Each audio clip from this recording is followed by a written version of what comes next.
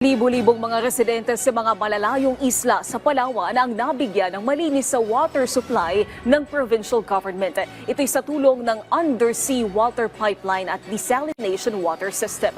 Silipin natin yan mula sa sentro ng balita ni Jessie Atienza ng PTV Cebu. Sakay tayo ngayon sa isang speedboat at tatawid tayo sa ilan sa mga isla na sakop nitong bayan ng Roxas sa lalawigan ng Palawan. Dati yung mga residente dito na nakatira sa mga isla ay kailangan pa nilang tumawid ng 30 minutes up to 1 hour papunta sa bayan para lang makakuha ng potable water. Ngayon, sa tulong ng programa ng Palawan Water at ng provincial government ng Palawan ay hindi na nila kailangan pang tumawid papuntang bayan para lang makakuha ng ligtas at maiinom na tubig.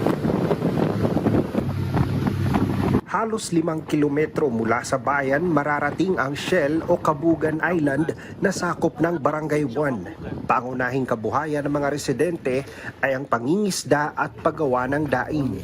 Ayon sa kinatawan ng Water Development Office ng Lalawigan, taong 2020 nang inilatag ang underwater pipeline system para makapagpadala ng tubig mula sa mainland papunta sa isla. Gumamit lang kami ng balsa. So yun gamit namin mga kawayan saka mga drum. Then meron kaming boat na naghihila dito. And then gumamit kami ng sinkers. So sinkers is concrete na pampabigat sa pipe. So ang pipe natin nasa ilalim yan ng dagat. Nakaano yan siya sa bed ng seabed natin. Nakalay yan siya doon. Nasa 20 kilometro ang layo naman mula sa bayan, matatagpuan ang Green Island na sakop naman ng Barangay Tumarbong. Pangunahing kabuhayan naman dito ng mga residente ay ang pagpapalago ng seaweed. Problema rin nila ang pagkukuna ng maiinom na tubig.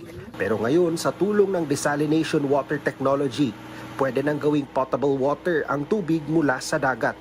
Ito ay isang proseso na hinihiwalay ang concentrated seawater at ang product water. Geographically speaking, masyado tong malayo ang Green Island. So investing a pipeline will make much cost dito. So hindi na siya economically sa design. And wala ring source na malapit dito na river. Even in Tumarbong, the near barangay, walang river na malapit. So nag-come up kami sa design ng desalination. Nagpasalamat naman ang mga residente sa isla dahil meron na silang sariling supply na tubig. Malaking tulong yun sa amin kasi minsan pag malakas, mahirap din doon magkuha ng tubig. Dito kami bibili 30 na ang 20 liters. Magagasolin pa kami. Mahirap naman pag patabi naman dito, pahakot sa bahay, kaya malaking tulong ito.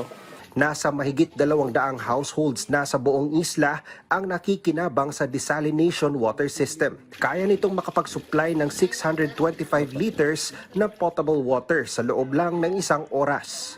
Generator set pa lang ang nagbibigay ng power supply sa kanilang desalination water system. Plano naman ang Palawan Water na gumamit na ng solar energy para sa mas epektibong sustainability. Mula sa lalawigan ng Palawan, Jessie Atienza para sa Pambansang TV sa Bagong Pilipinas.